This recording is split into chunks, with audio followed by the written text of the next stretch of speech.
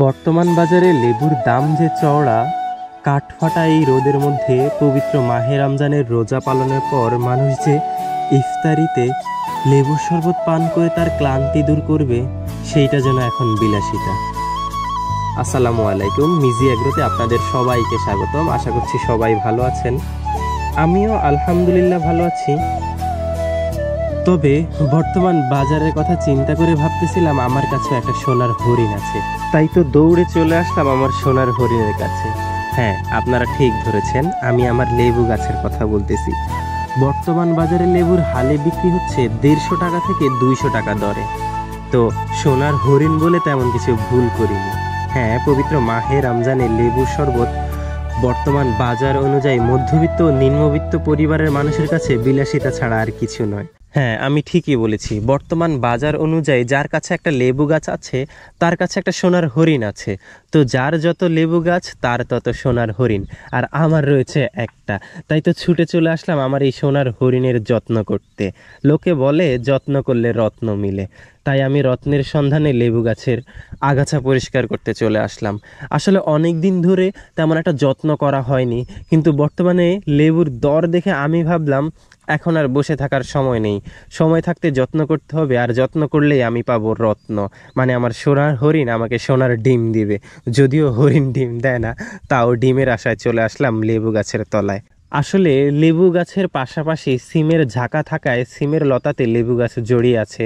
তার পাশে এমনি আগাছাও জন্মেছে লেবু গাছের তলায়, লেবু গাছেও উঠে গেছে। তাই ভাবলাম হয়তো যত্ন করা যাক। তো এই সময়টায় আমার লেবু গাছে বেশ কিছু ফুল ধরেছে এবং ফুল থেকে ফল ধরেছে।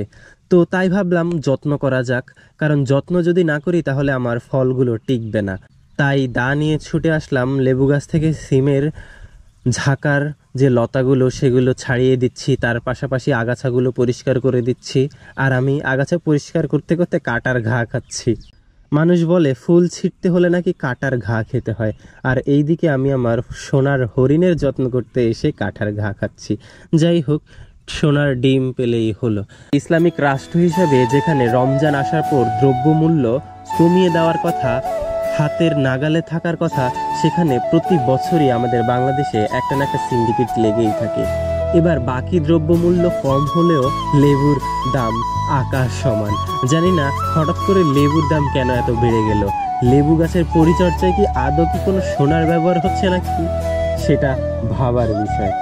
আসলেই আমরা বাঙালিরা একটা না একটা সিন্ডিকেট করেই থাকি। সিন্ডিকেট যেন আমাদের রন্ধ্রে রন্ধ্রে মিশে আছে। তো আফসোস, আমরা বাঙালি, রমজানেও সিন্ডিকেট আমাদের লেগেই থাকে। ব্যবসায়ীরা ব্যবসার একটা নতুন ফন্দি তোলে। রমজান মানুষের জন্য রহমত বয়ে আনে, বরকত বয়ে আনে। আর আমাদের বাংলাদেশের ব্যবসায়ীরা এইটাকে একটু বেশি সিরিয়াসলি নিয়ে নিয়েছে, যার কারণে তারা নিজেরাই হাতে ধরে তাদের ব্যবসায় রহমত বরকত বর্ষণ করছে, যেটা খুবই হাস্যকর ও দুঃখজনক।